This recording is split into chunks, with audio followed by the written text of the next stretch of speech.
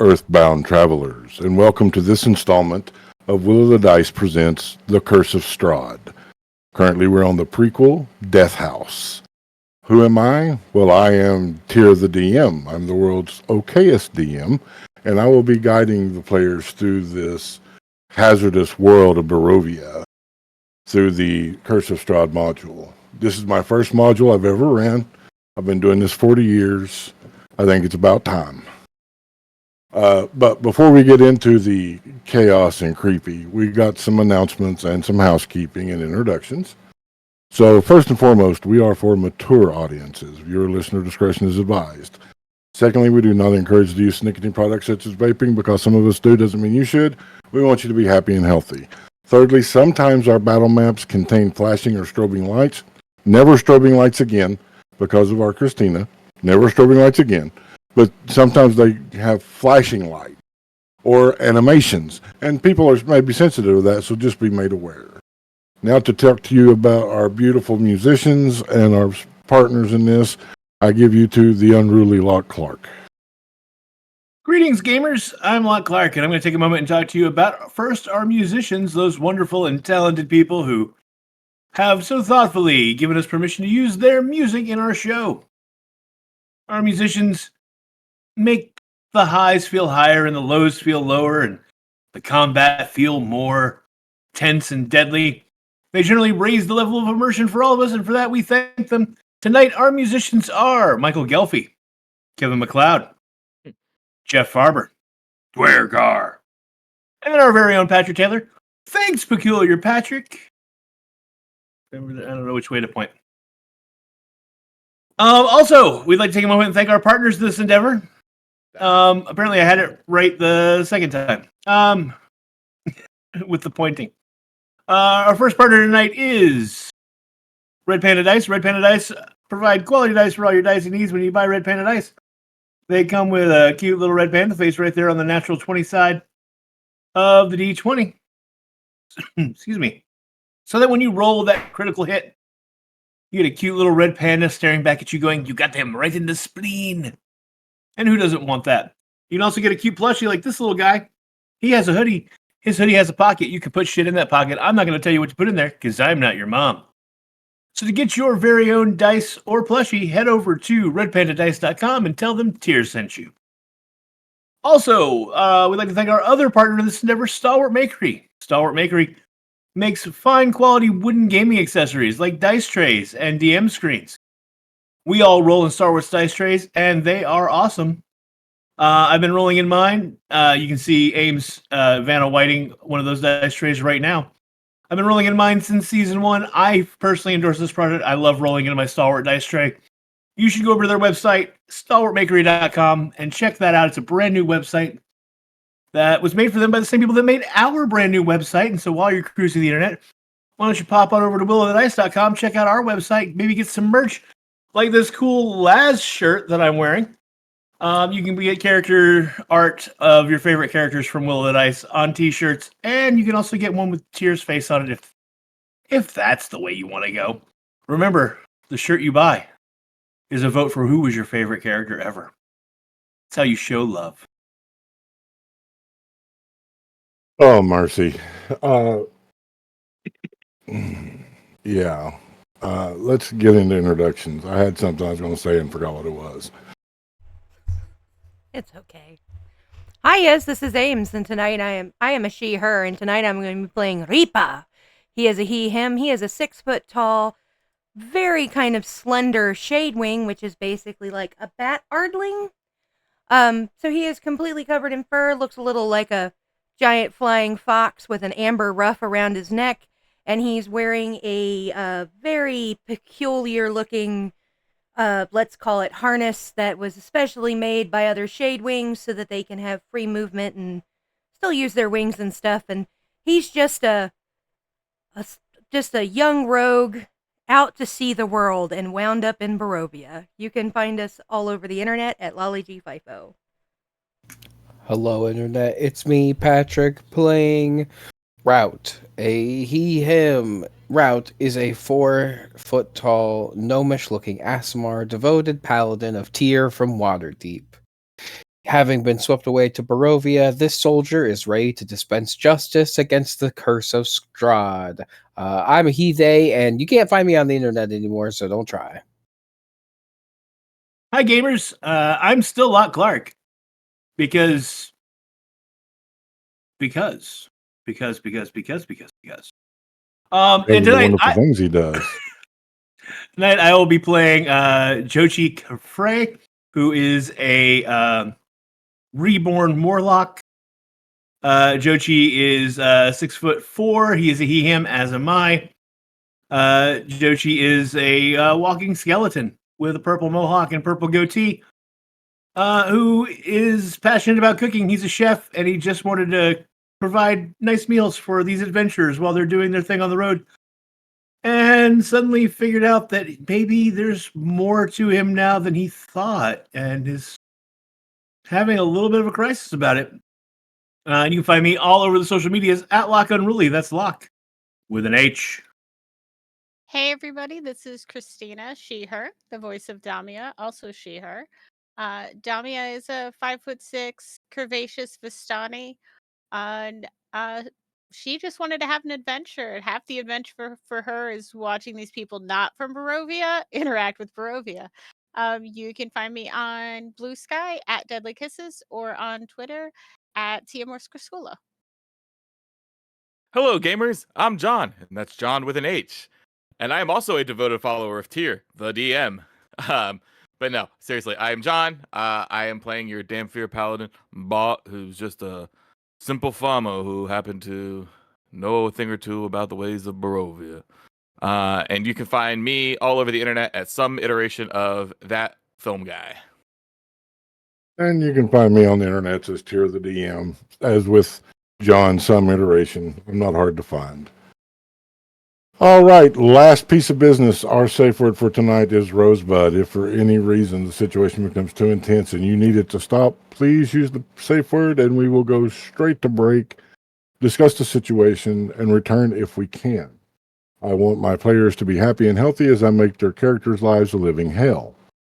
And since we are new to Moonbeam, yay!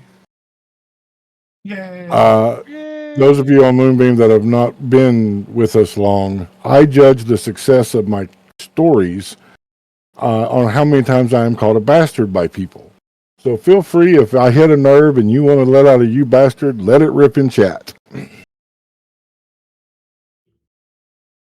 All that being said, are there any last requests? Not the face. In the You face. betcha. When last we left our party, they had found the entrance to the basement in this odd home. They have traveled downward, finding moldy, mildy straw beds and blood-covered floors, flies by the score. You all were approaching a door when you heard a scream when last we left. And that door, at that scream, is where we will continue.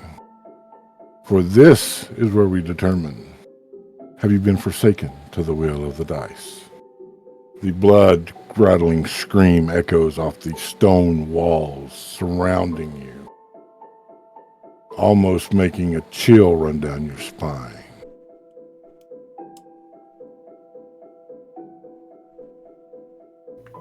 Tyr, is there any way we can tell where that scream has come from?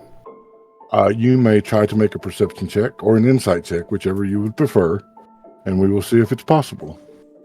Hot. Let's see. Let's go for an insight check. That's a 16.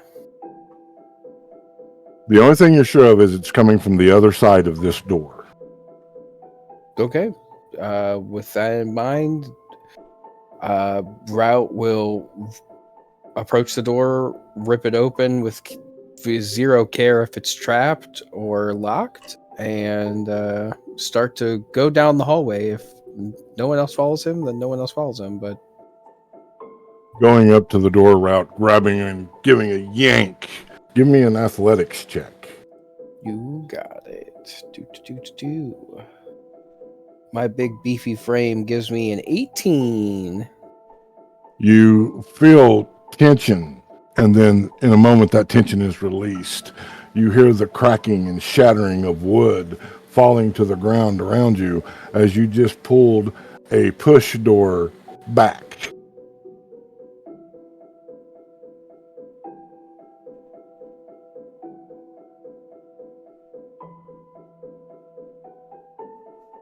I guess that's one way Stepping to check into, it. yeah. Stepping into the hallway, you hear once again that chanting. Kill the flesh, feed the soul. Kill the flesh, feed the soul. It seems to be coming from in front of you. Gonna start walking down the hallway. All right. Is anyone following Ralph? That would be an interesting question at this Yeah, time. after Route ripped off the door, that would Damio's response would have been that's one way to do it. And then just kind of look at the others and follow after. Yeah, Reba would follow him. You're muted, Bart. That's because I was making sounds I didn't want you to hear. No, once I heard the chanting and then process what they were saying and then look and see route moving forward, I would have followed in step. As you walk down the hallway, your steps echo. There are torches that dance with a greenish flame, giving a tint, a sickening tint to everything around you. They smell putrid like tar and piss, but they light the way. You're coming upon an intersection that runs north, south, east, and west. You are coming from the west wing. Stepping into the intersection, you hear one last time. Kill the flesh, feed the soul. Followed by the sound of a step, but not a full step, a half step, a staggered step, an extremity being dragged across the stone as it draws closer to you. I ready my battle axe and stand in the middle of the intersection, looking around, whipping my head around.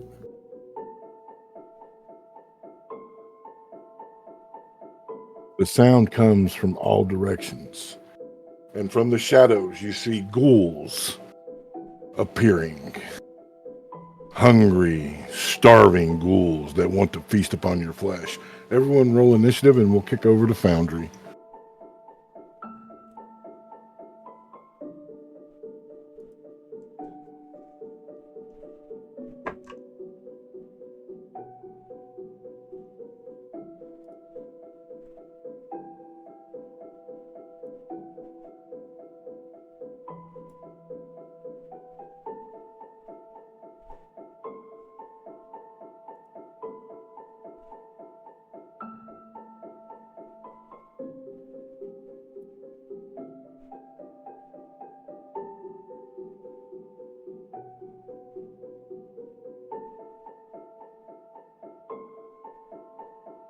All right.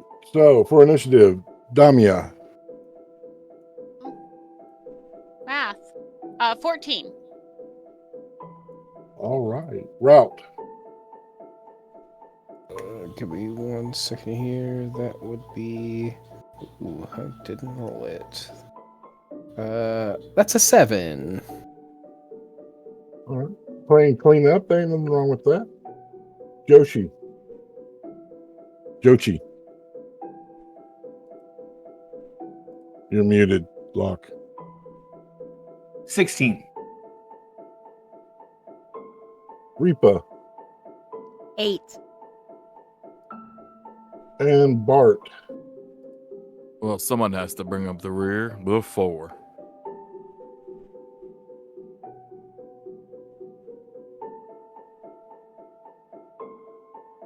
The creatures shavel closer. The first one moving up to Jochi and taking a swipe with long, obsidian-looking claws. That is a 23 to hit. Oh, yeah, that hits.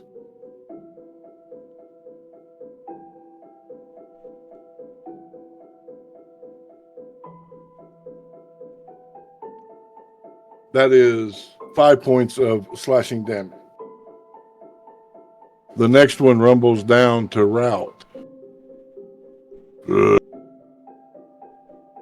Taking a swing. That is a 19. 19 hits. That is 4 points of slashing damage. The next one ambles down to Bart. 17 to hit Bart. A 17 does hit.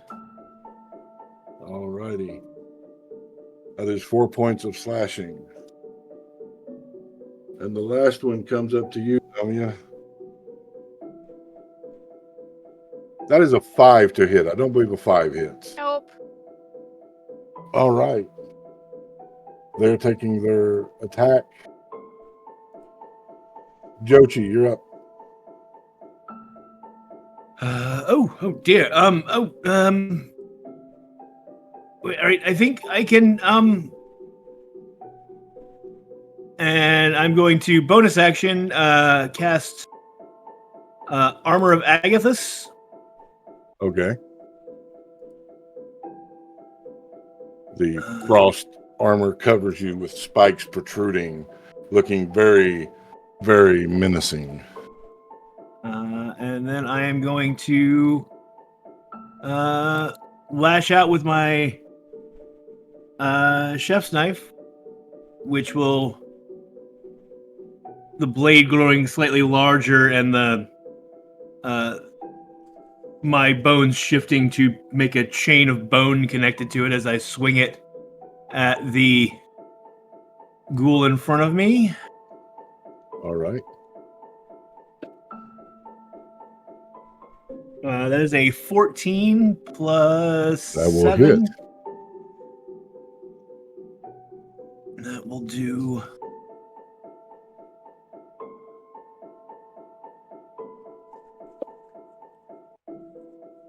That will do 7 points of damage. Your blade digging through flesh, a thick river of blood pouring down this creature. It just looks at you, smiling a wicked demonic smile. Is that your turn, Jochi? You're muted again, sir. Is that your turn? All right. Next Yep, we'll go that's to Damia. I'm going to bonus action Hunter's Mark, goal number 4.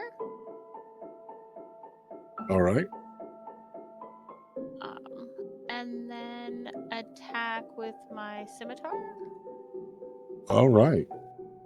And that is an 18 to hit. 18 hits. It is 4 points of damage and then an extra 2 points of force damage for the Hunter's Mark. You using a scimitar, correct? Scimitar, right? Yeah, the curved blade of your people coming around in a wide arc. You draw a line down its cheek and in its mouth, its tongue lolling out the side, but still it smiles. Is that your turn? Because it has the Nick property, does that mean I can use the... Yes. No, oh, I already did a bonus action. I can't do it this turn. All right. Thank you. Reaper with Rout on deck. All right. Reapa is gonna kind of glance around real quick. And You can tell he's trying to decide if he's going to go for the one that's at Route or the one at Joshi. He's going to make the decision, and a very sleek looking blackish purple blade's going to form in his hand, and he's going to fling it at the one in front of Joshi. I don't know what the number is because it disappeared. Oh, hold on. Let me fix that. Where's my mouse?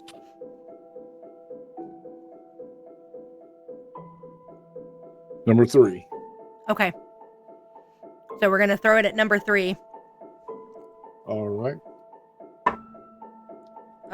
That is a 21 to hit. 21 hits. Now, and because it's engaged with Jochi, you will get sneak attack.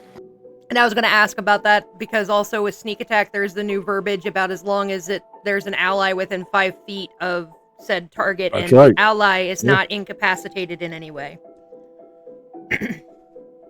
So that means 3d6s. All right, 8 plus 3. So that is 11 points of psychic damage.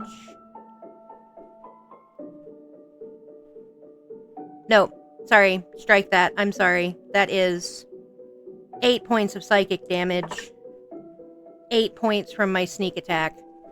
I did that completely wrong. And because his other hand is free, bonus action going to throw another psychic blade. That one just does 1d4 of damage.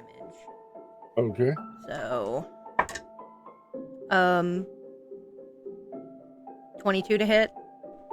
22 hits. And that will be 4 points of psychic damage. How do you want it to die?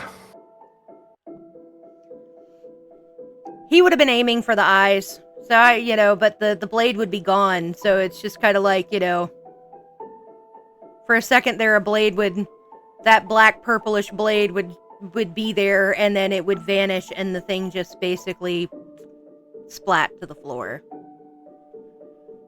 Cool. That's very cool. All right. That brings up Route. Route is going to ignore the ghoul behind him, step forward about 5 feet, so that he is in line with Ghoul 1 and Ghoul 2. And he's going to take a swing on Ghoul 2 with his great axe. There's a 16 to hit. 16 hits. All right. And I'm going to use the cleave ability so that once per turn, if you hit a creature with a melee attack using a great axe, you can make another melee attack against a second creature within 5 feet of that first one that's within your reach. So second attack on the ghoul number 4, because he's right there. Big sweeping arc. Oh, I did that wrong. Clicked the wrong button there. There we go. That's a dirty 20. That hits. All right. And the damage on the first hit is 9 damage, and the second hit is for 6 damage. So 9 on the first one, and then 6 on the second. That's slashing Stepping damage, forward. yeah. Fearlessly, your axe obeying as if an extension of yourself. You come taking a part of the cranium off, bone and brain exposed, but still it stands. Keeping the momentum going, you step in, flipping the blade and coming up, dragging the X blade up the number 4's chest into its throat, and it gurgles a little, but it's still standing. Is that your turn? I believe. I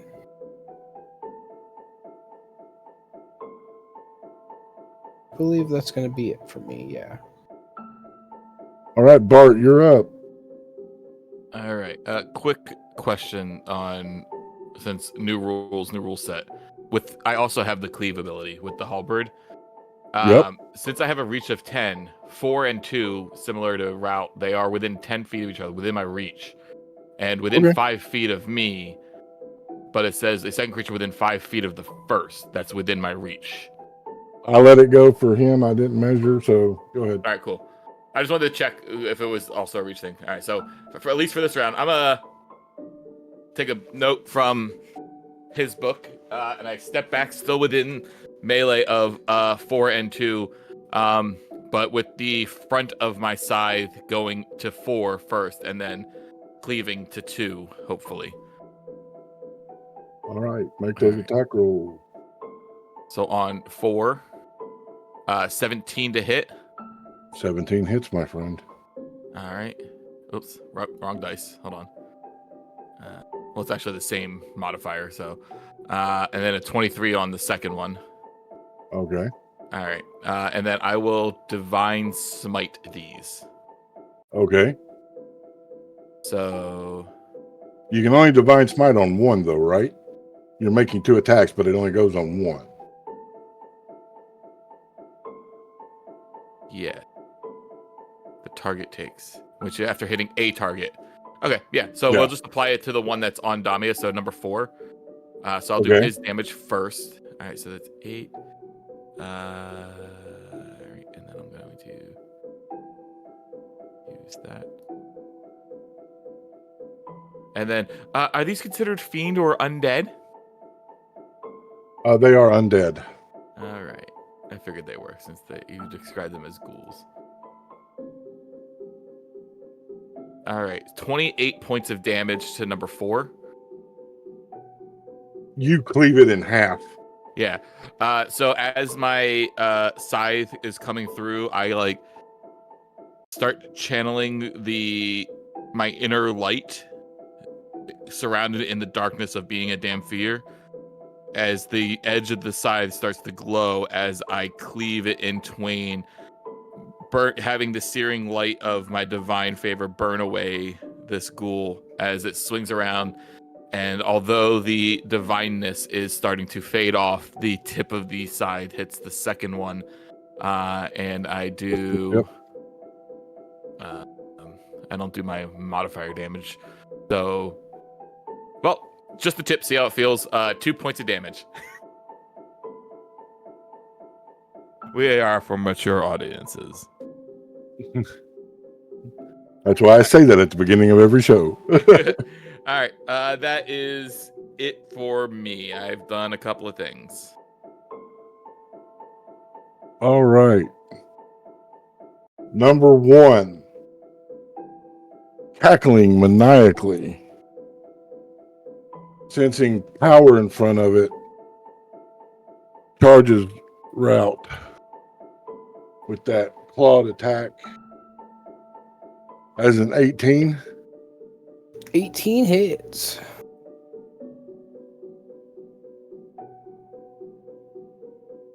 As 5 points of damage. Slashing damage. Finding nicks in your armor, those claws dig in deep, burning. The next one is going after Bart, which is only proper, as it saw it cleave his friend in half. And then poke him with my tip. That is 12. I doubt that will hit. 12 will miss. All right. And then that brings up Joshi. All right.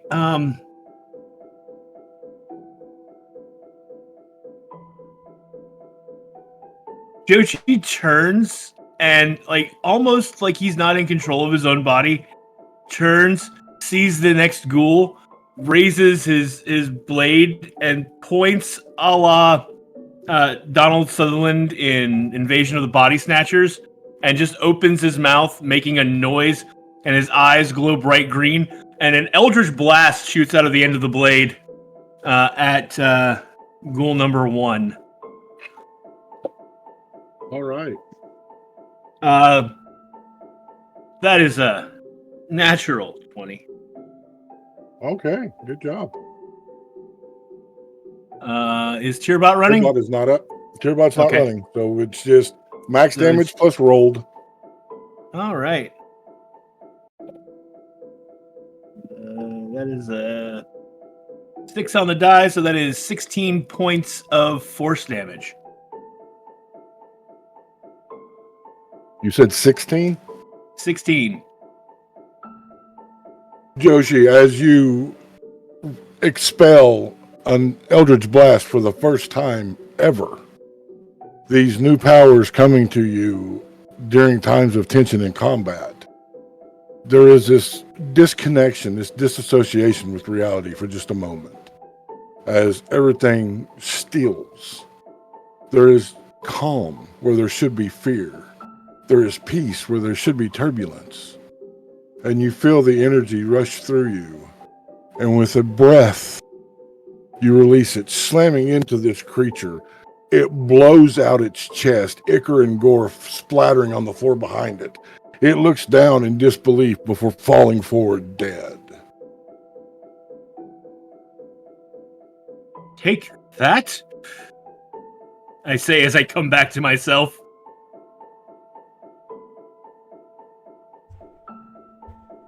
All right, Damia, you're up.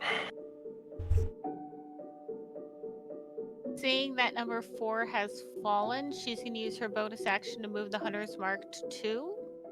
Okay. And then slide in there. And try to hit him. That might not have worked. That's only a 14. 14 hits. Awesome.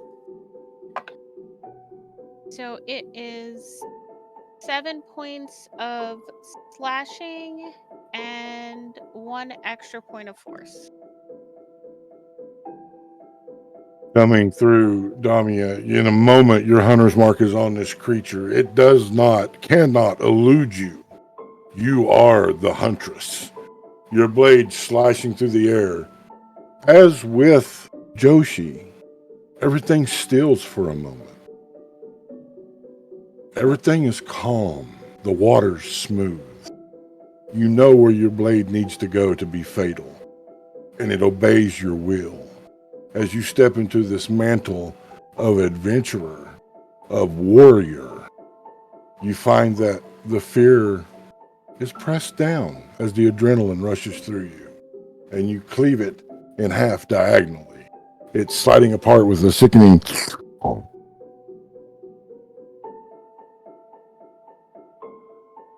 And thus, we come out of combat. I'm gonna look down at it and wipe the sides of her scimitar on her skirt.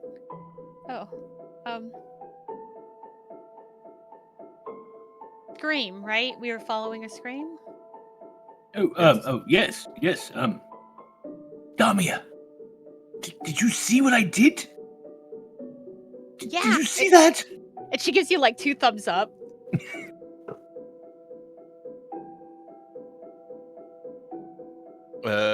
Bart will warily start continuing the way towards the scream now that we've been ambushed. Give me an insight, Bart.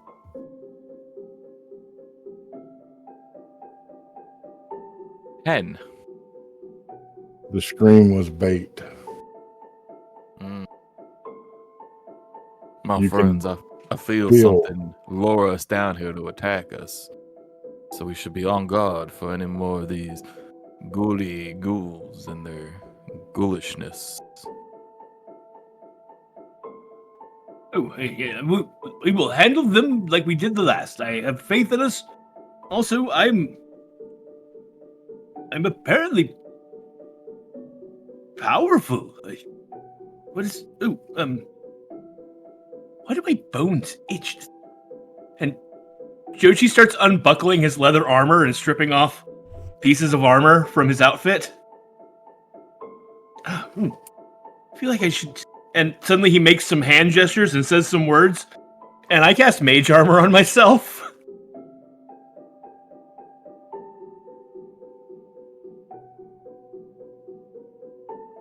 Oh, the itching went away. Well, what does your mage armor look like? I think it like as it forms around him, it looks like a Egyptian style sarcophagus, but then it sort of like shrinks down to encase just his body, forming out around the limbs, and then sort of disappears. But when it gets hit, you'll see a flash of that like sort of golden sarcophagus look around him. Bark, as it's like shrinking, Bark goes over and just kind of pokes your bone. Just Stop that. That's rude. sorry, this is very interesting, my friend. I've never seen this type of sorcery before. Do you think I'm a sorcerer now? No, sorcery, as in magics I no, can't understand from. I- Well, I- actually, it is kind of golden, like the vine, and I keep poking it to get it to like flare up. To be fair, I don't actually know the difference between wizardry and sorcery. I don't. Is there a technical difference? I don't know. Apparently I do magic things. I don't. I think Eowyn would probably say that it has to do with long years of study versus those who cheat at life and just get everything given freely without hard work. Oh, I mean, I did. Wouldn't call it cheating. And anyway, all right. Tyr, is there any other ways out, or is this kind of like a dead end section? No, all four ways lead somewhere. West leads back to where you were. There's still north, south, and east. Well, I would like to use my channel divinity to use divine sense. Okay. Hang on here. I detect the celestials, fiends, and undead within 60 feet of myself, and I know its creature type. I can also detect the presence or any place or object that has been consecrated or desecrated, as with the Hollow spell. hello. As I start to light up for you. The desecration is down the southern tunnel. Rot will kind of sniff the air after closing his eyes and holding his hand to his golden scales on his tabard, asking for asking for Tyr's direction, and sensing that there is desecration towards the south. He will wordlessly just start walking that direction. Patrick, did you pick Tyr as your god so that you can literally and figuratively ask Tyr for help? I just thought I thought it was a little fun happenstance. That I was like, oh, there's a god in favor named Tyr. No one's done this yet. I'm gonna do it. Love it. As you travel down the hallway, that thick green light illuminating the steps before you, that feeling of desecration grows stronger. You can smell the putridness of rotting flesh and decay. You come to a set of stairs leading down into the darkness.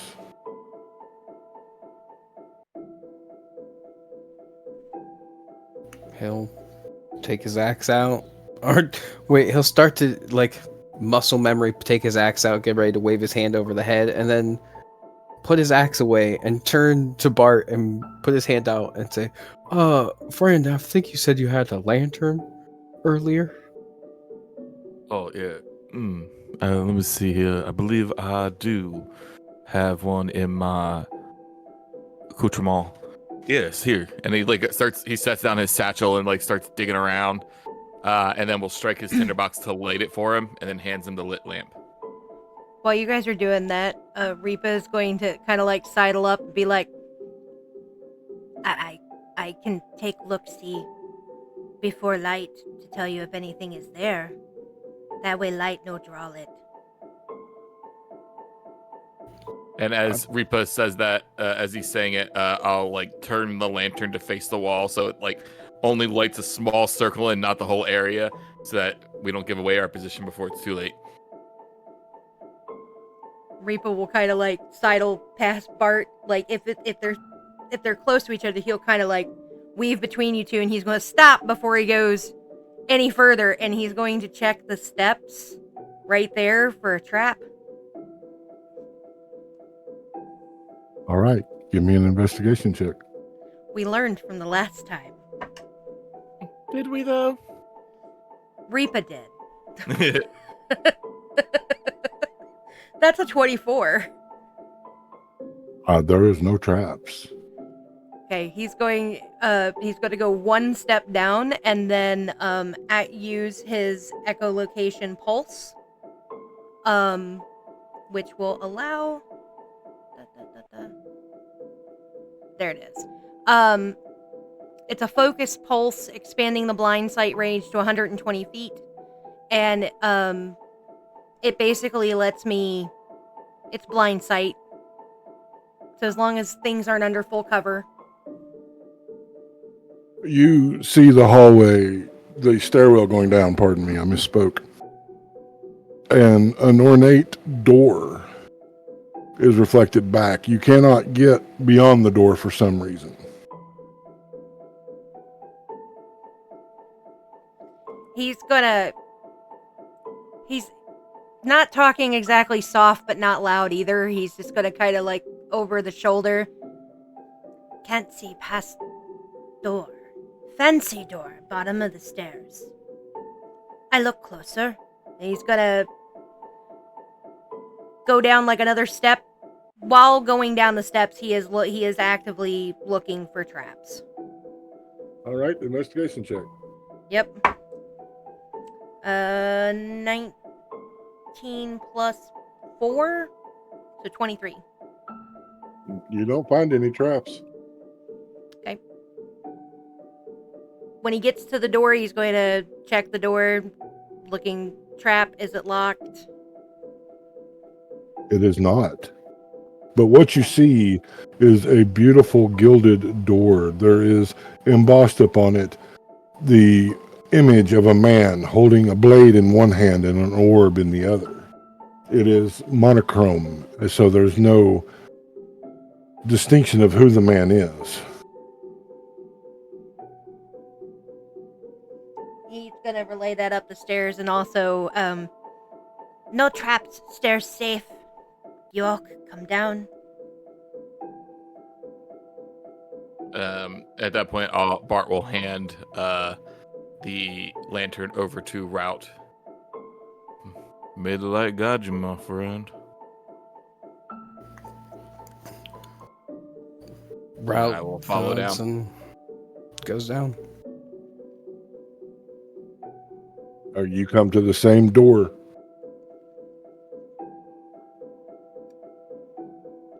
Is Jochi and Damia still at the top? Or did they come down as well? I'll come down. Yeah, Damia's gonna bring up the rear. All right. She'll come down. Well, with this, I got a little bit of range, so pardon me, Reaper. Let me see if I can't get that door open for us. And I'll go ahead and open up the door. Opening the door, you're smacked in the face with the smell of putridness. Death, decay, malformation. It is just a pungent, overpowering odor. So overpowering, I need a Constitution saving throw, Bart.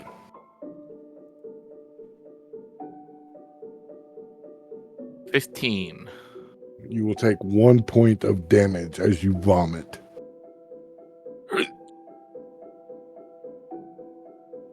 Sorry, friends. Threw up in my mouth a little. It's real pungent in here. Stepping in, Yeah, I'll step in. the room is festooned with moldy skeletons that hang from rusty shackles against the walls. A wide alcove in the south contains a painted wooden statue carved in the likeness of a gaunt, pale-faced man wearing a voluminous black coat, his pale left hand resting on the head of a wolf that stands next to him, and in his right he holds a smoky gray crystal orb. The room has exits on the west and north walls. Chanting can be heard from the west. There is an altar around this statue where bits of meat have been placed that is what the festering putridness is, as the offerings have not been cleaned.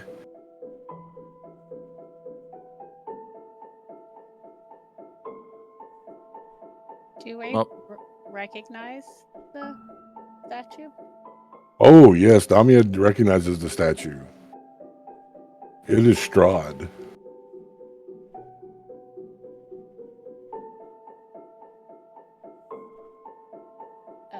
These people definitely wanted the Dark Lord's notice. This is not a holy place, and I am not, even though it may seem that way, a super devout man.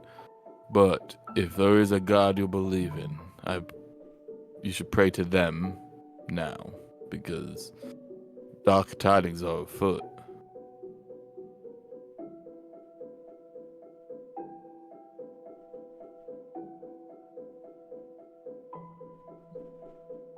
And then once everybody has their moment that they want to do in here, I'll start making my way slowly and quietly to the chanting.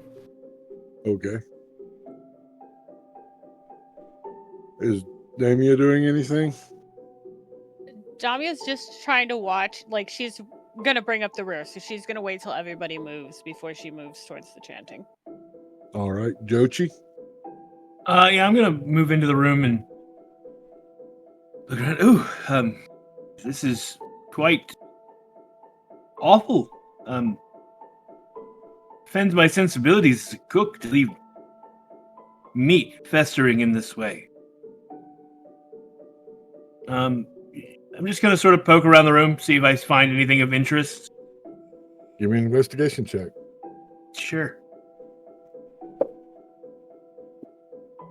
That is 10 plus 3, 13. The only thing that you can find of interest is the statue with the hand on the head of a wolf, and in its hands a crystal orb. I'm gonna look more closely at the wolf in particular, because there's been a lot of wolf imagery around here. Okay. Is the wolf's jaw open? Give me an investigation check. That is a 16 plus 3, 19. It is not. It is carved in such a way to give a snarling, about to launch expression. What? What does anyone make of this? This wolf looks like it's about to pounce, and it looks like, your vamp lord friend, whatever the. Not a friend, my friend. Strode? Was that his name? Strode? It looks like, he's got his hand on the wolf, but on further examination, it's like he's restraining it. Like he's keeping it from attacking.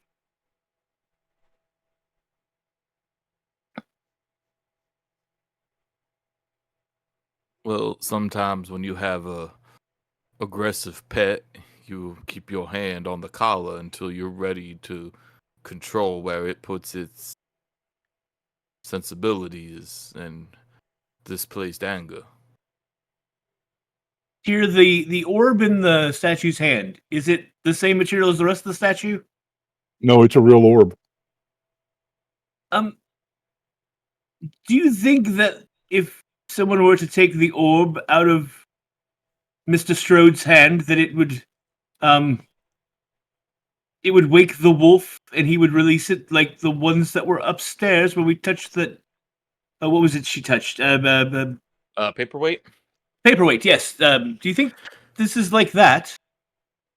Do you really want to find out? I'm not no. a smart man, but I definitely think that is not a smart idea. Oh, I wasn't planning to touch it. I was curious if, if I'm seeing this correctly, if I'm reading the situation well. I'm new to this adventuring thing, and I guess I'm going to have to do it. I have to learn somehow, yes? Let's learn on a different time when we're not again, we hear chanting down the hall. If this thing does come to life, that might alert those down there to our presence. I think you misunderstand me. I wasn't saying let's touch the orb. I was in fact yes. I thought saying you the said opposite. you're an adventurer and you No, had I to just learn the hard way. And I'm saying, no. I was good. saying that I'm an adventurer and I'm trying to learn, and I'm asking if Oh, if you're reading this the same way I am, if you think touching the orb brings the wolf to life, or does touching the orb do something else? no, we are on the same page. Oh, good. No touchy. Yes, no, absolutely not.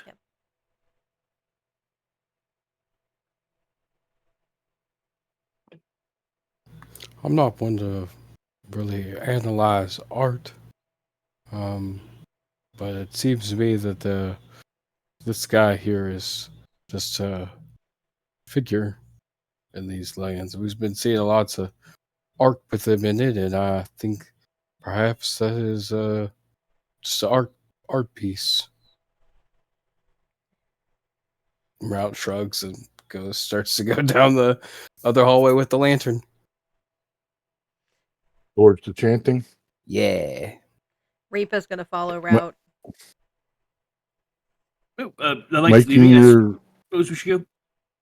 making your way, you come to a dead end. Say again. You come to a dead end. Can I search for secret passages, like a false You can. wall?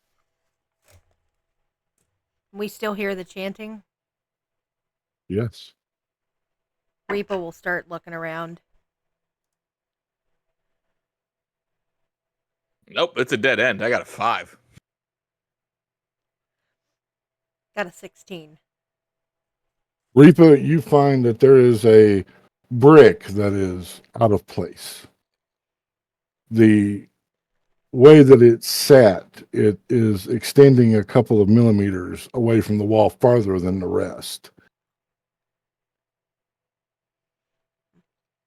Oh, he's gonna make this little like weird purring noise. I think we found it. He's going to investigate it further. Like, probably can't really tell if there's a trap on it, but he's gonna take his little thin bony fingers and just start kind of, prying around that brick and seeing if it presses in or if it pulls out. It does press in. Pressing it in, you hear a click, and the floor falls out from under you all. Please, everybody, make a dexterity saving throw. Let me tell you how great at those I am. I'm not. Remember, Patrick, bastards need to be heard to count. You bastard. Bastard. You're such a bastard. I even checked stuff this time.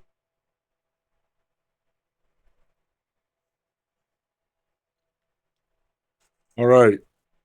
Bart, With my +0 modifier, 4.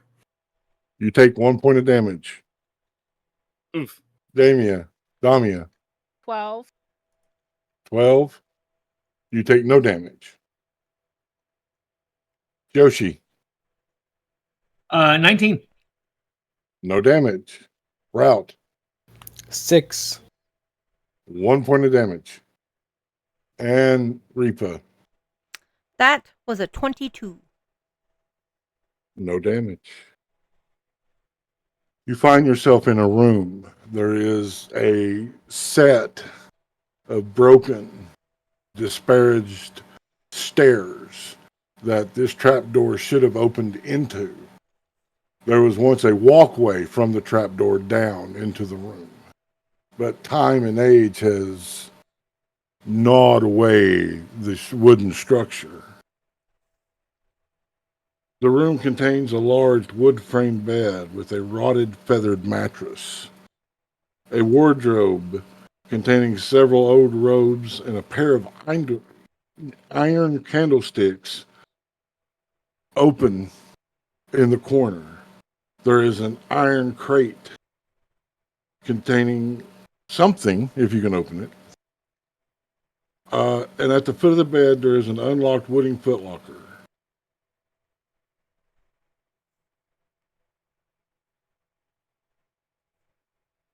want to go take a look at what might be in the footlocker. All right.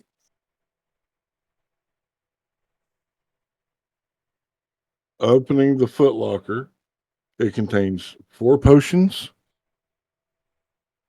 a chain shirt, a mess kit, a flask, a bullseye lantern, a set of nimble tools like a thief would carry, and a book with a yellow leather cover containing the following inscription: Feed the flesh, kill the flesh, feed the soul.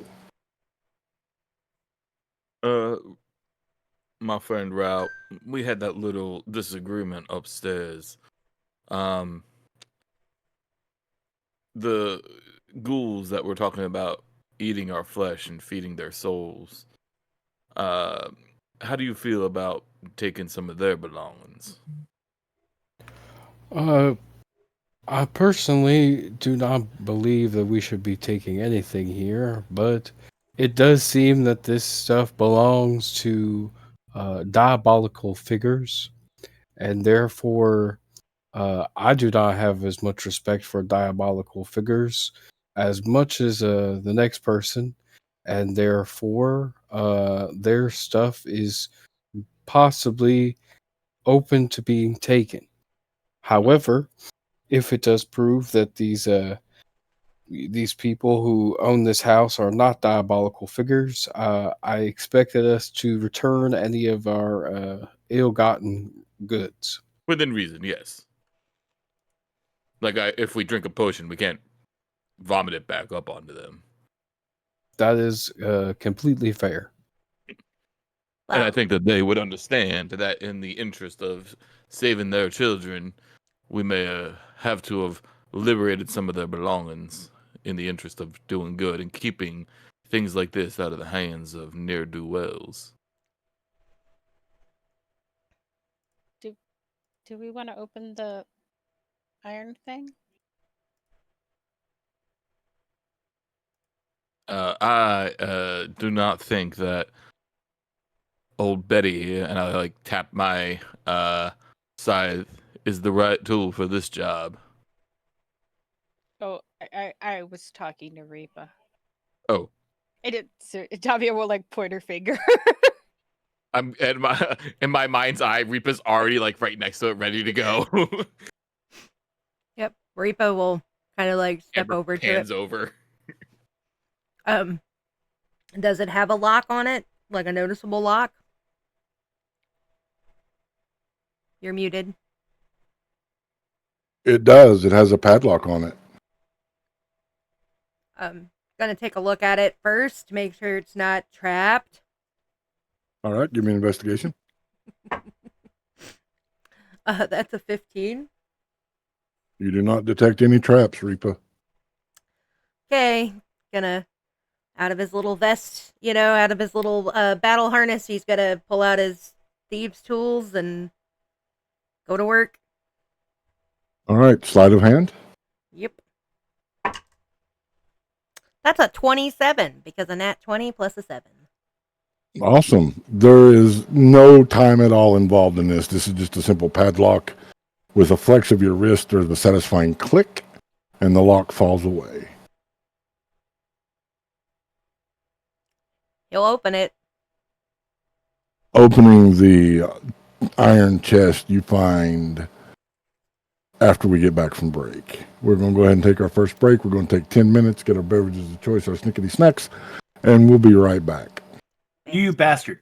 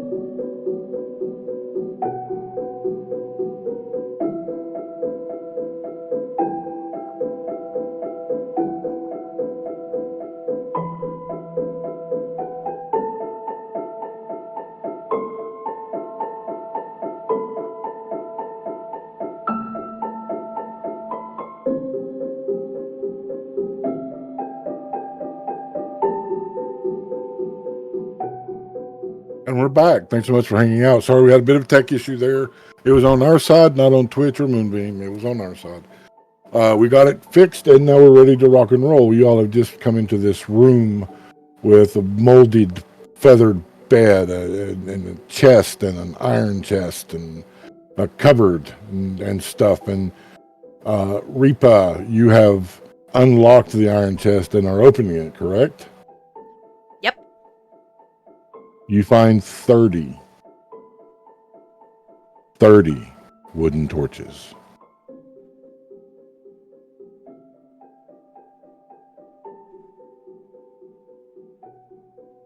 Why somebody needs so many torches in their bedroom?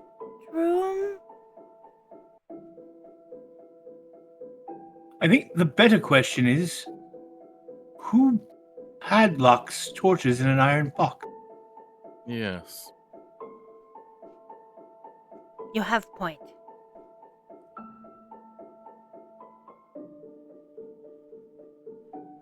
Is there, Maripa, since you're up against that footlocker, does the bottom look shorter than the locker itself?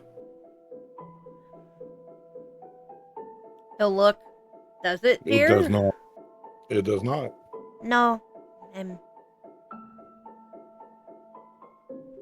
Not really. Just looks same inside, outside. He's gonna like do his hands like, just a lot of torches.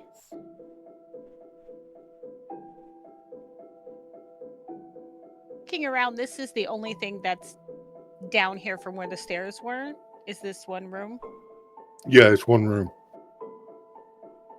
You I'll get check the feeling that someone important was in this room. I'll check under the bed, see if there's anything like we're missing, because it seems odd that you lock up 30 wooden torches, but leave potions and and all those other things open. All right, give me an investigation check, John.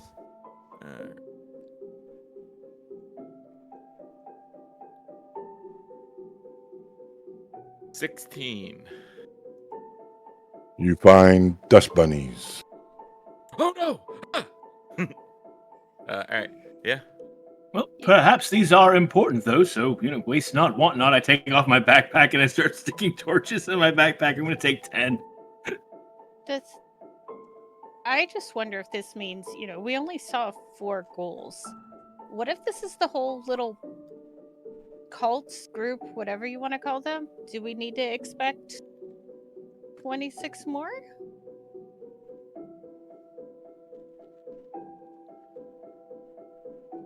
I don't know if each torch represents a cult member. I mean, torches are a finite resource, so one person would have multiple. Ooh, from the stories I read as a child, some monsters fear flame. If there is a monster locked in the basement, as the children said, perhaps they locked away the torches as a precaution because it's something they can use to stop the monster. Which is why we should take some with us, just in case. We haven't seen a monster and these stairs are gone, which kind of makes you think, again, that it's been longer than a month. I don't know that I trust these, finger quotes, children very much. While we're figuring that out, I'll uncork one of the potions. Do all the potions look the same? They do. All right, I'll uncork one and give it a sniff and try to see if I can't figure out what it is. It smells like cherry cough syrup. All right, save that for a rainy day. And then same thing with the flask. Try to see how potent how warm my night's gonna be. We're working with a whiskey, rum, vodka. It's a very stringent odor. It smells chemical. Oh, okay. So not boozy.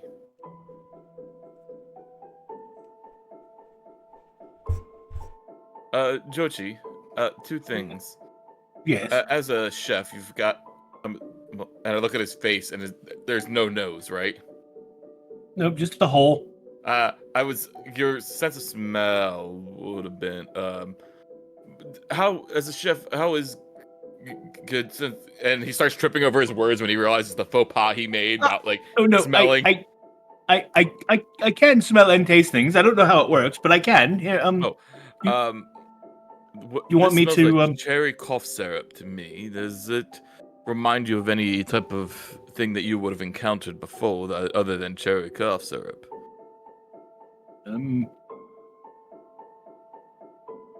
I'll take a whiff. Give me a perception.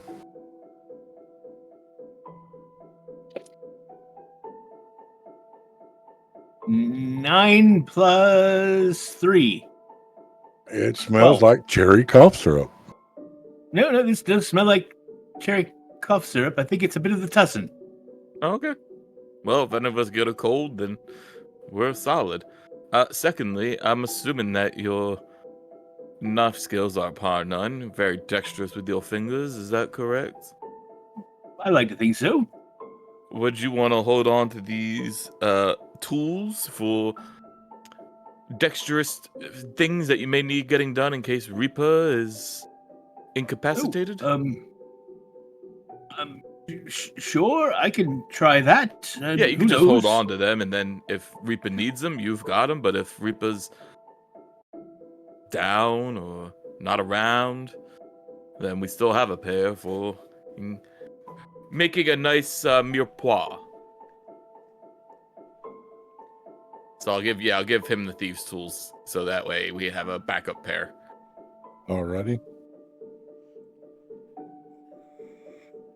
And I'm assuming you know nothing what to do with the mess kit, right? That's way below your pay grade. You can't jokingly. Let me see it. I'll hand him. I'll the take a mess kit look as at well. it and see if there's anything salvageable out of it.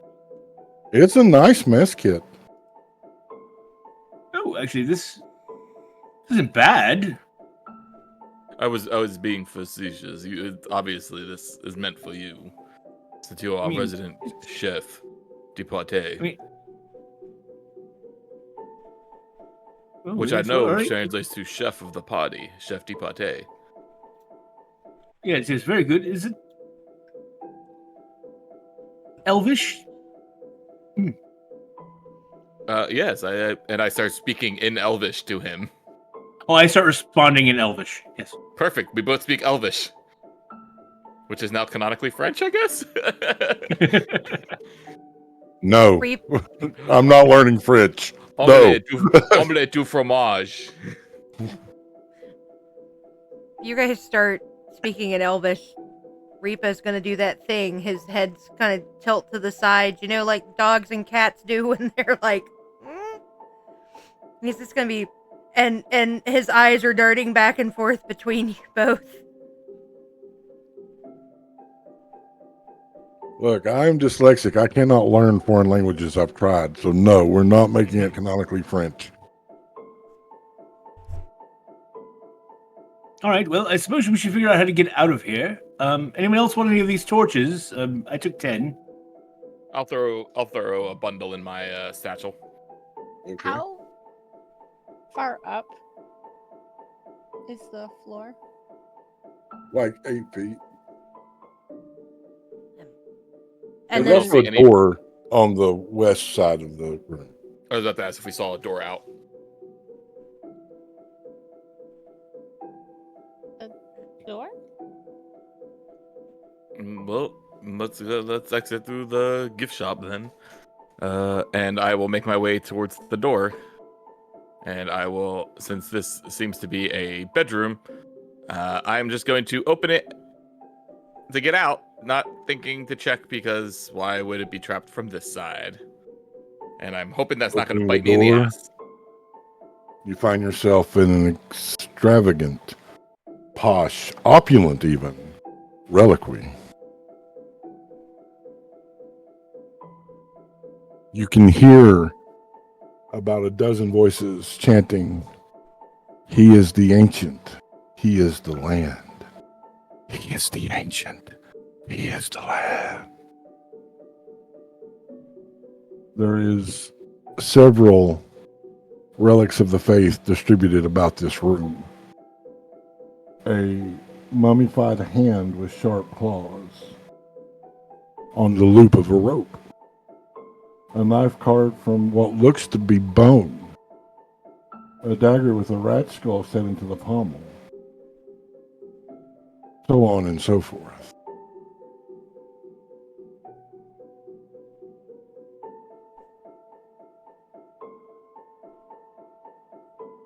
Do I recognize either of the two phrases that we've been hearing from my time in Barovia? Either free the flesh, feed the soul, or you said he is ancient, he is land? Yes. Give me a history.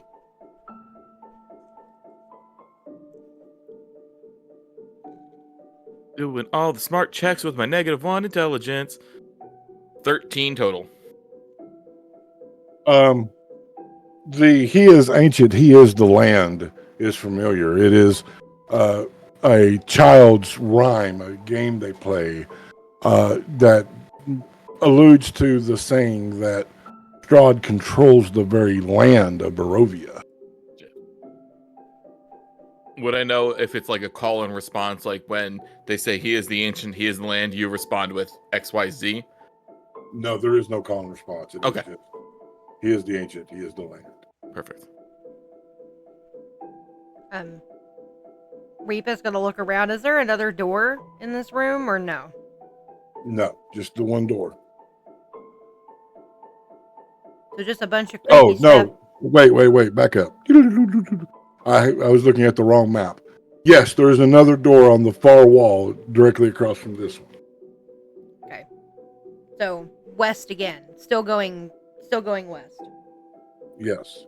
And then just creepy accoutrement sprinkled out the room. Yes. It's a very macabre sight. Yeah, Reepa's gonna look around and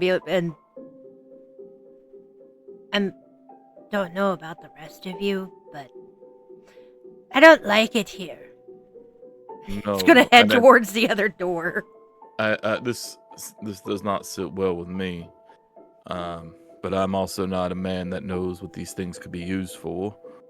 Some sort of rituals or arcane matters. And so before we get too far, I'm wondering if we should investigate them a little further to see if they're of any use to our spellcasters here. Oh, I'm for this. Yes, as a new to magic person, I'll maybe one of them will call out to me or something. I don't know how this works really. But yeah, I'll take an investigation looking at the objects around the room.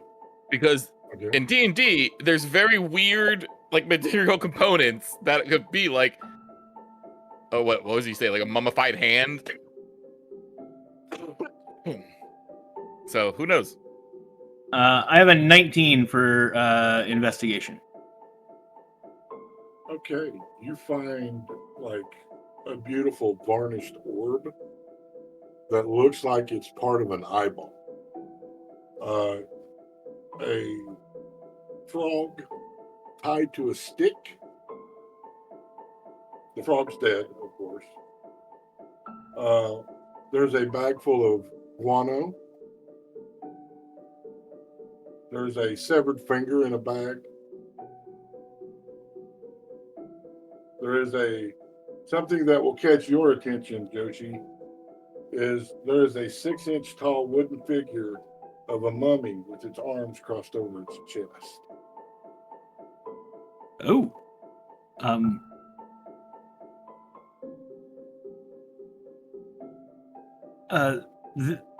something about this speaks to me. I don't know why, but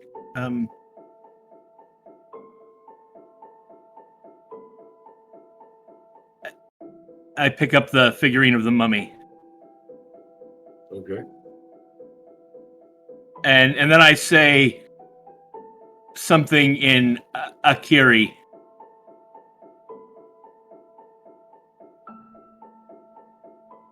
And then I'm gonna put it in my pack. All right. continuing your investigation, you will find an iron pendant adorned with a demon's face, a shrunken and shriveled head, a small wooden coffer containing a shriveled piece of meat. That is the remnants of what's in this room.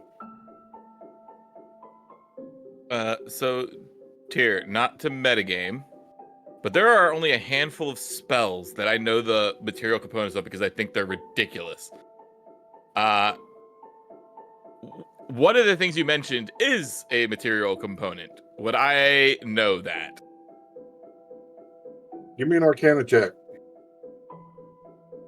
And John the player only knows it because it's stupid and hilarious that that's the component. Yes, I'll help since I was already investigating. With advantage. All right. 10 with advantage. Yeah, you know it's Fireball uses bat guano. Great. Yeah, exactly. That's the one I know. Like that and copper wire for sending are the two that I know offhand. Yeah, penny for your thoughts. Yeah. Exactly. And flaming polyella shit. What is it? Invisibility, sand? Something like that. Yeah, he's so standardized.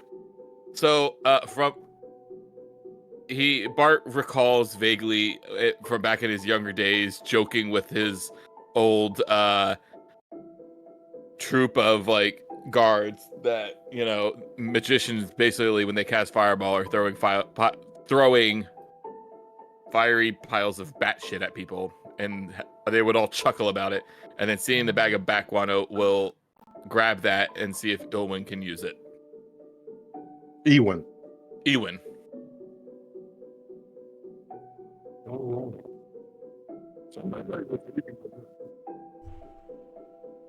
Couldn't hear you. Can you hear me now? Yeah, yes. There you go. All right, someone was leaving the room. Who was that? Reaper, as you exit the room, you find yourself in a short hallway. There is a archway to walk through. If you walk through it, you're going to find that the hallway widens, and they are cells, like prison cells, 4 on each wall. They're each littered with piles of bone and have rusty manacles that hang down from the wall.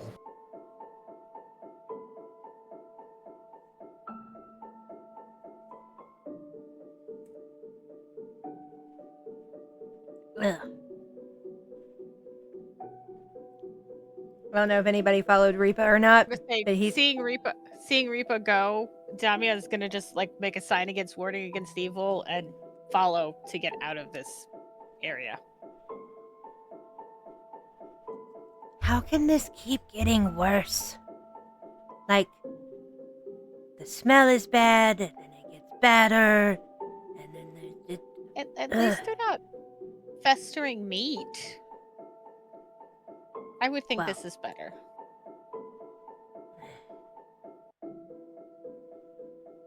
gonna look around to see, see if there's anything in this area that's worth looking at. If Give me not, an looking investigation check for the next door. with advantage. Okay. Eat shake and bacon. I helped. All right, that is a 17.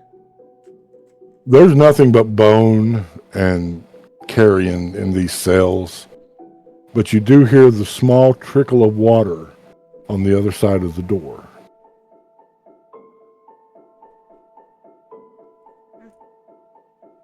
Sounds like water behind the door. Gonna go look at the door. Should we call the others? Probably good idea. Hearing their Oh. call, I'll advance towards them. Yeah, I'll head that way too. I will bring up the rear. This door is a beautiful mahogany door, embossed with the image of the Grim Reaper with his deadly mowing scythe.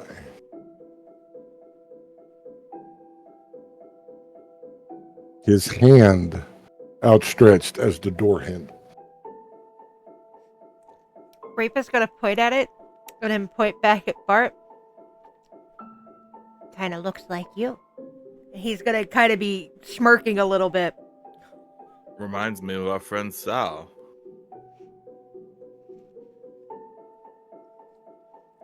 But not as nice a hat, it would seem. Wait, didn't we bring the hat from upstairs? I think someone picked it up. Yeah. Yeah. I will grab the hat from whoever grabbed it, and I will try to put it on top of make it look like Sal. There you go. Oh, yes, much better. Reapa's gonna check the door. Is it locked? Trapped? It is locked. It is not trapped. This has an unusual mechanism, Reapa. This has 3 locks in one. So you will have to successfully unlock all 3 in succession. Should be a problem. They only raise in difficulty each one. You've got this. Yeah. He's gonna look at it. Again, making like a little purring and what sounds like a combination of purring and cricket noises while he's looking at it. This one's much more complex. But I good sneak, I get this. I'm gonna make the first try. Cut to me standing over Reapa, looking with my newly acquired thieves' tools in my hand, like making the same motions. So that is a 19. The tumblers click into place, spinning open the mechanism for the next lock in the succession. Good.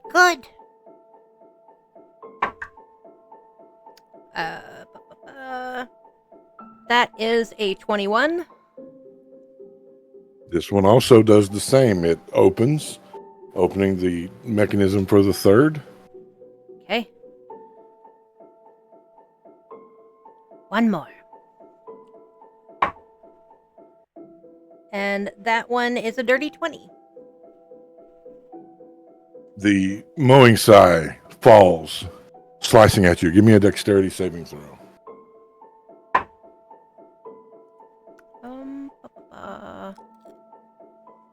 Because I rolled a nat 20, that's a 25.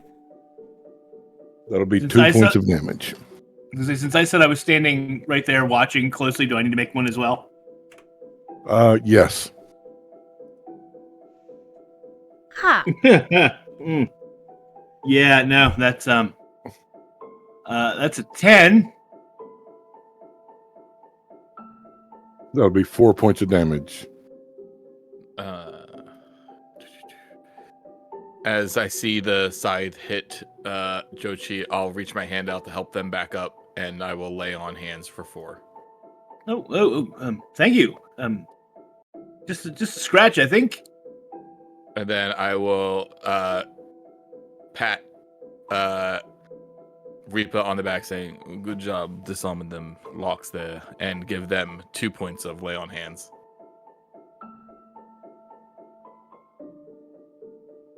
Thank you. That's much better. Actually, I'm going to give you 1 point. Okay.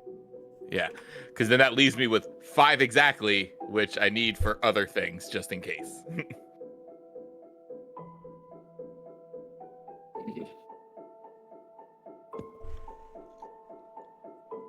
Reapa will stand up and open the door.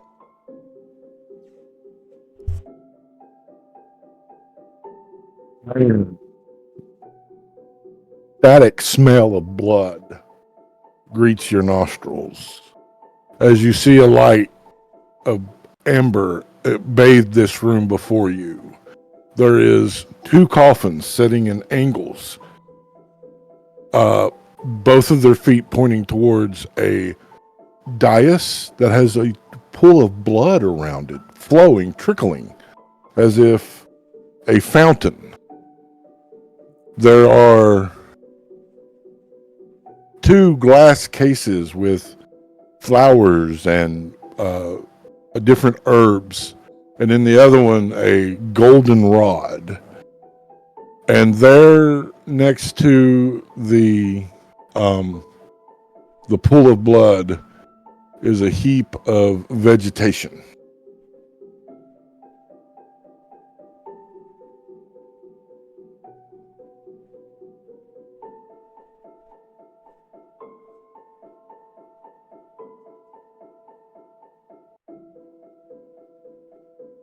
Oh, well, that is quite a lot of blood. Yeah, Reapa's gonna step back from the doorway and he's gonna very quickly. His wings have been kind of folded up behind him the whole time. He's gonna very quickly take one and basically cover most of his face with it. When Jochi comments that that's a lot of blood, Bart walks up and just kind of slaps him. Like, so that's where your blood went, my friend. Well, I mean, It was funny. It was been a funny. oh, night. yes, quite. Good job. Ha. That is the correct response. Yes, ha. Okay. All right. Well. So. I'm gonna walk past them and go up to look at the vegetation.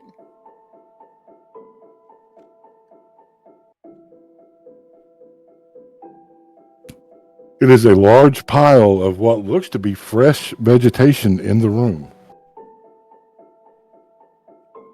Is it anything in particular? Like, can she look at it and go like, "Oh, it's wolfsbane," or like It's a fern? mixture. It's wolfsbane, it's rose, it's fern, it's lily, it's moss. It is just a giant mass of vegetation. If you see any parsnips, it'd be great for dinner. Do you really want parsnips that are being fed on blood? Oh, that is a fair point, actually. Wait, is that how blood oranges are grown? I need everyone but Damia to earmuff.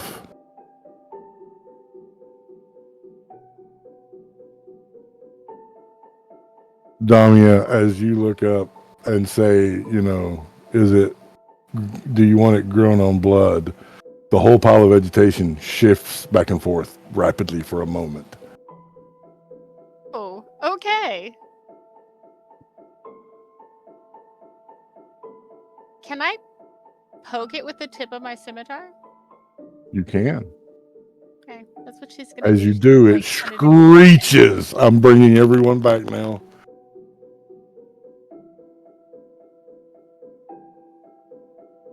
Y'all will see Damia draw their scimitar and poke the vegetation. The vegetation will let out a screech as it grows in size. Everyone, please roll initiative and join me in Foundry. Reapa, seeing vegetation come to life, is gonna be like, I may never eat again. I don't eat meat, and now vegetation's going to try to eat us. Let's put on our fugue of battle music that Patrick made for us, so we get in the right mindset to do combat with the final boss.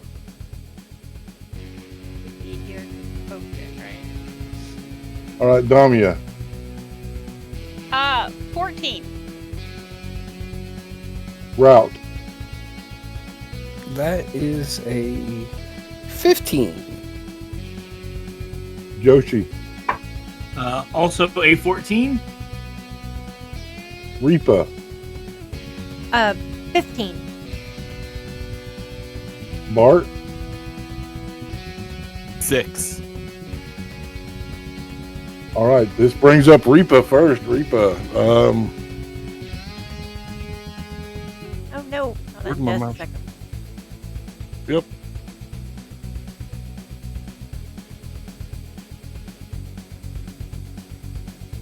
My foundry decided to be hateful. There we go. Now I can see. Alright. Need to do a quick measure.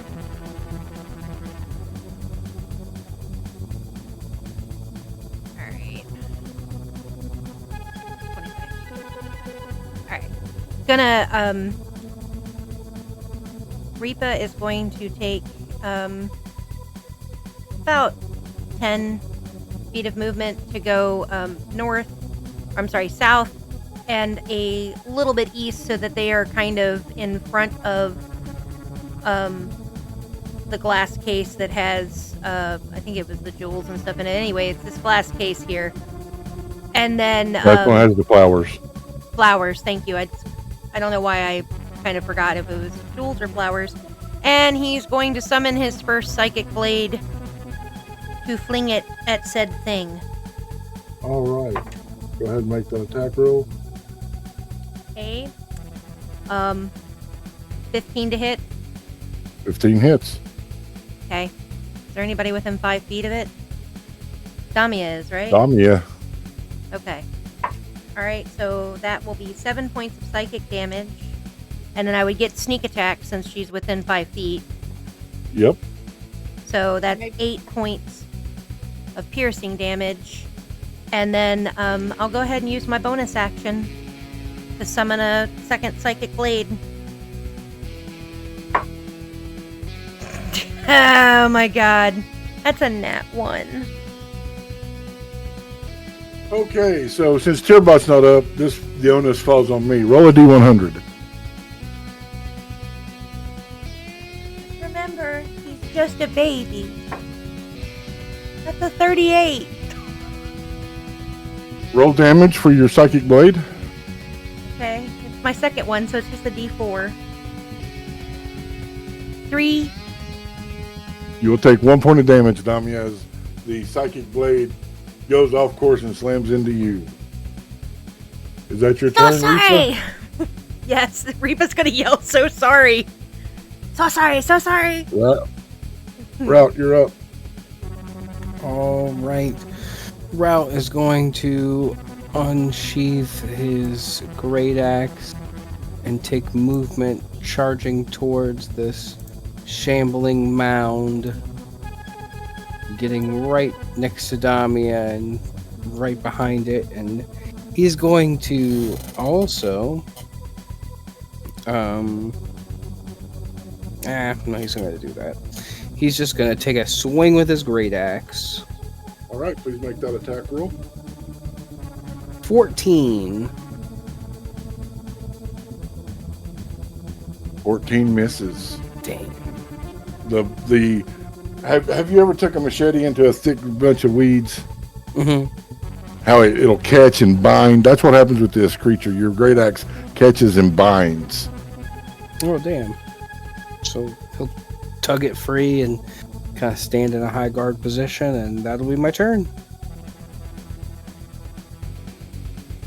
Damia, you're up. Oh.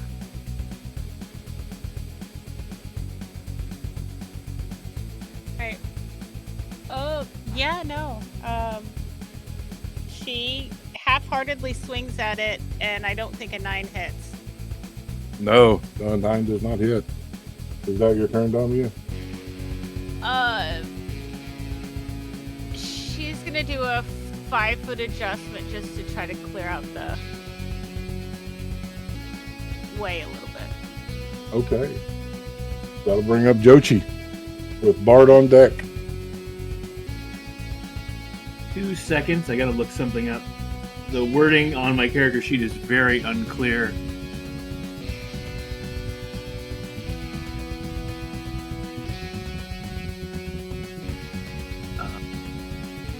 Oh, what the hell? I'm gonna do it anyway. I'll figure out in a second if it does anything extra.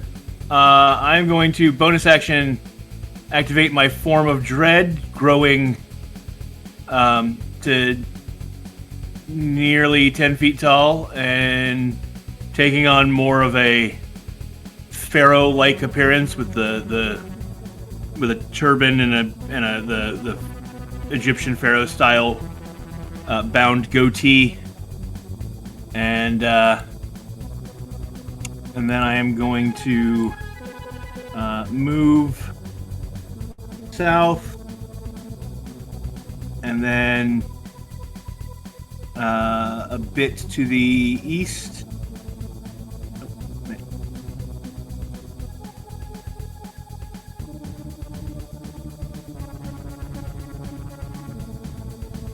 And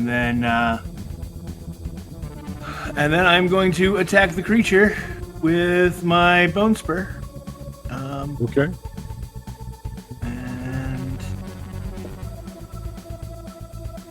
And that is a 16 plus 7 is 23 to hit.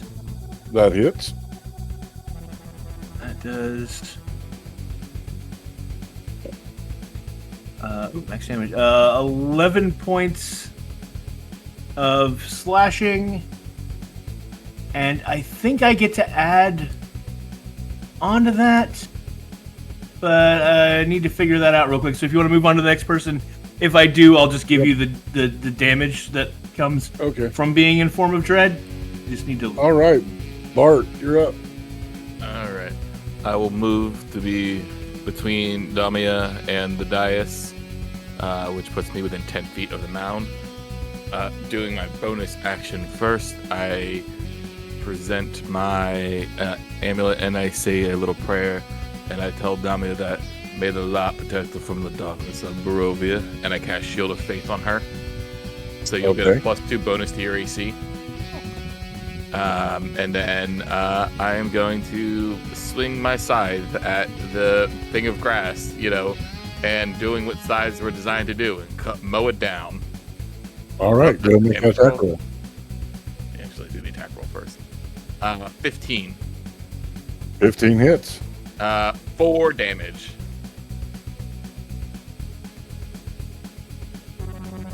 And then that was bonus action and action, so I am good. All right. The creature moves up to you, Route. It makes a slamming attack. Its entire form like a wave on the ocean, rippling, rising up to slam down at you. That is 13. I believe a 13 does hit. Ouch. All right, that will be... Wait, a 13 hits you? I'm wearing leather That's armor. Oh, dang. I cast it on the wrong person. Second attack, How much damage for that first attack? Sorry. 7. Ouch. And that'll be 12. I don't think a 12 hits, though, does it? No, thank goodness. All right, that brings us back to the top of the order as this creature slams into you once. Can't quite get the full movement to do it again. You're able to sidestep. Reaper, you're up. Route, you're on deck.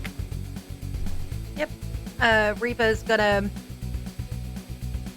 summon a psychic blade and send it flying towards it. So that's an 18 to hit. 18 hits. All right. That'll be 5 points of psychic damage. And 7 points from sneak attack. He's gonna hold his other hand out, summon his second psychic blade. 15 to hit.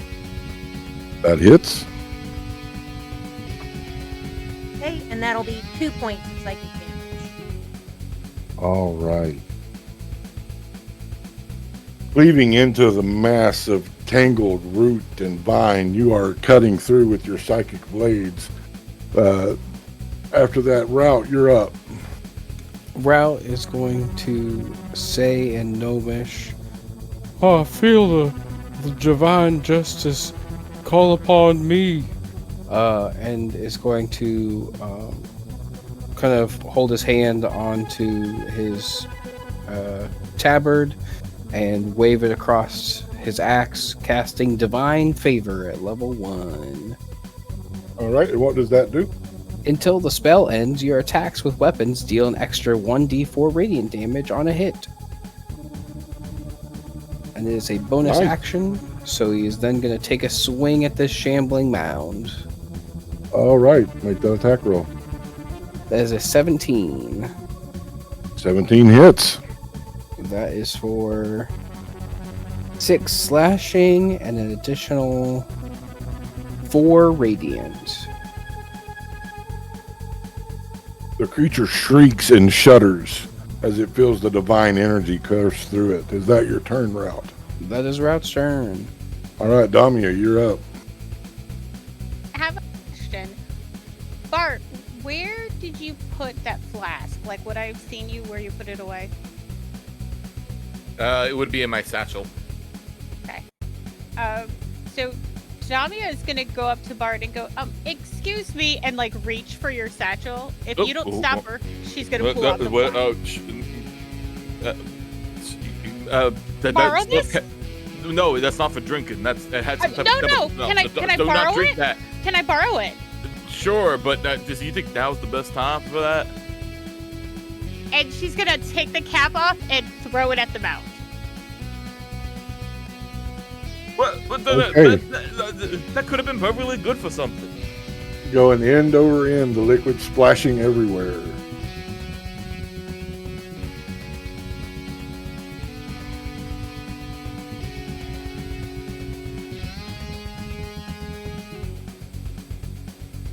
Is that your turn, Damia? Turn. All right, that brings up Joshi. Oh, yeah, I reach in my pack and seeing what Damia just did, I reach in my pack and pull out one of my torches. And for the first time I've ever gotten to do this, Joshi just has a thought for a second and then brings his fingers up and snaps his fingers, casting Prestidigitation to light the torch. Okay. Will you allow me as a bonus action then to throw the torch at the shambling mound? Cool. I'll throw the torch at the shambling mound. Woo! The alchemical fire that was in the flask catching flame. The creature shuddering as it is dispatched from this mortal world. You want to take our break? Or you come back and wrap up? So this is our last break, our last 10 minutes. We're going to get our beverages of choice, our snickety snacks, and we'll come back.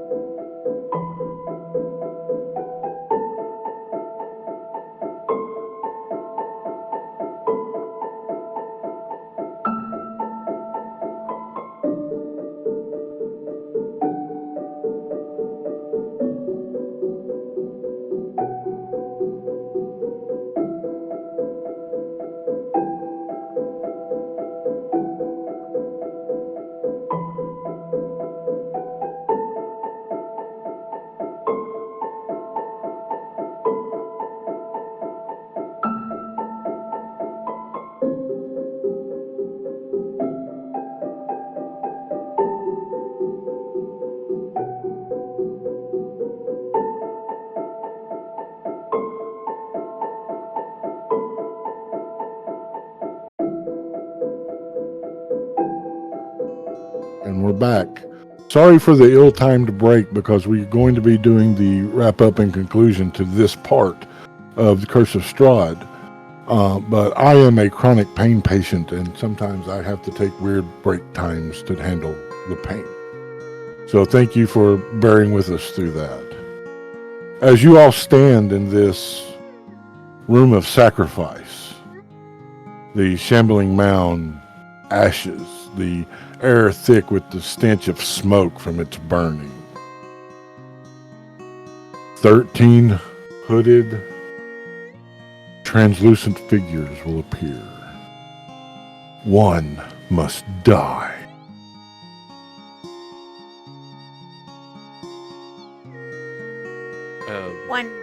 One did die.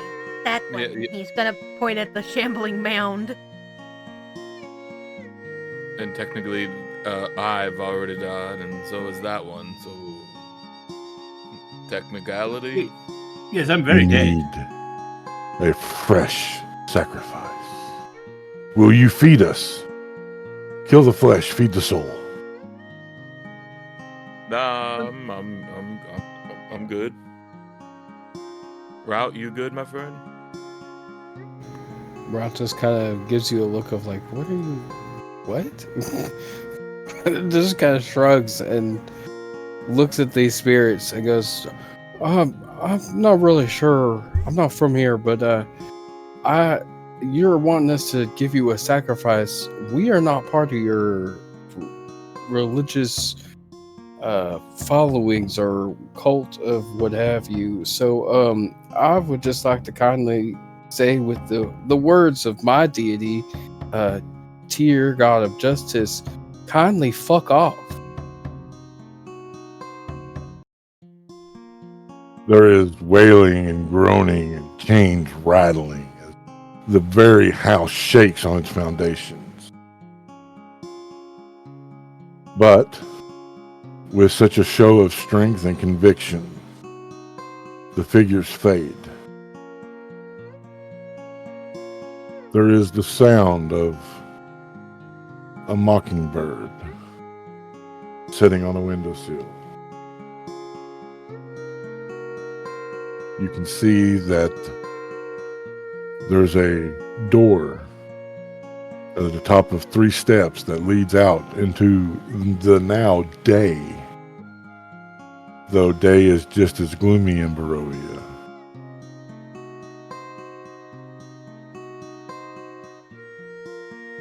You all have come to a conclusion, and everybody give me an insight check, and I will see how deep of a conclusion you draw.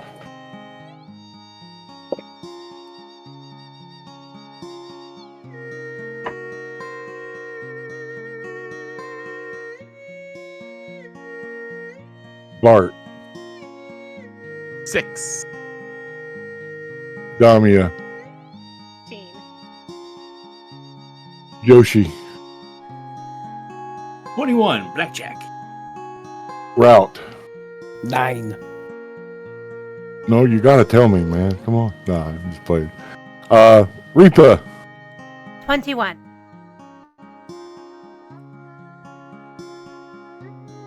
the Dursts, the family that lived here, were part of a cult. The screaming of the monster the children heard was most likely their sacrifices being put into prison or being put to death. The monster was a tale to keep them out of the basement. You have confronted the spirits of what was once and overcome. And with that, the death house gives up its mysteries. And you see a door leading to the outside.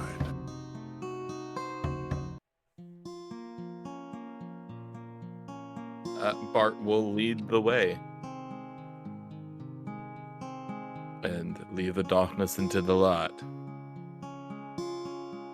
As you all step out, you will see the 2 children smiling and waving. So happy to see you again, that you have survived the house. So brilliantly happy. It is almost heart-aching as they fade away.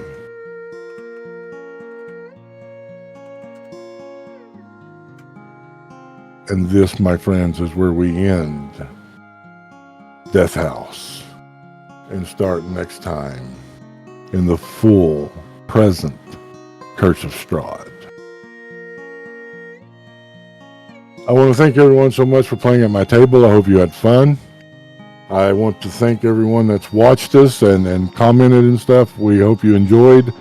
Like I said, this was the prequel to Curse of Strahd. So we're not sure if we're going to be next week, or we're just going to take a break until after the holidays. I'll let you know as soon as I know. But yeah, we'll be doing Curse of Strahd. So thanks. Awesome. All right, everyone. It's time to remind people who we are, where they can find us, and get the hell up out of here. Oh, hi, this is Ames, and tonight I was the voice of Reaper. Also, I just want to take a quick minute and say I know we're in the holiday season. It's a dark time for a lot of folks. If you need help, reach out. If you don't have friends or family, please call or text 988. We want you to stay with us for the holidays, and there's always a place at our table if you need it.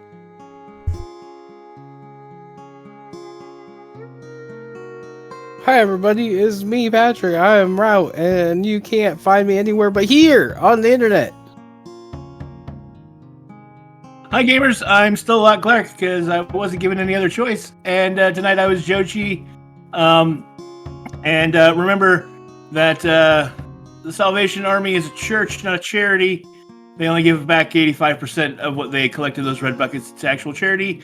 And they're more so homophobic that Chick-fil-A distanced themselves from him. So don't fall for that shit. You can find me all over the social medias at Lock Unruly. That's Lock with an H. Hey everybody, this is Christina. I was the voice of Damia tonight. And you can find me on Blue Sky at Deadly Kisses or on Twitter at Tiamorska School. And I'm John, your Doomfield Paladin bot. And you can find me on the internet at some iteration of That Film Guy and kind of piggybacking off of Ames. And if you are fine this holiday season, but you know folks that are not, be the lighthouse to their storm. Exactly. Remember, love and inclusion. These are the torches that light a path to a better tomorrow. Come with us and be torchbearers. And remember, until next time, live a life to make yourself proud. We love you guys.